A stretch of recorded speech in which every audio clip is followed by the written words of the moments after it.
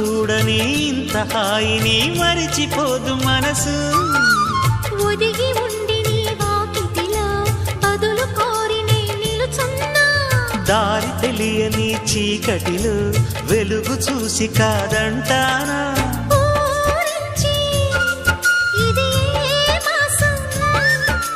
ప్రేమించే ప్రతి గుండెను అందెల సందడి చేసే హేమంతం ఇది.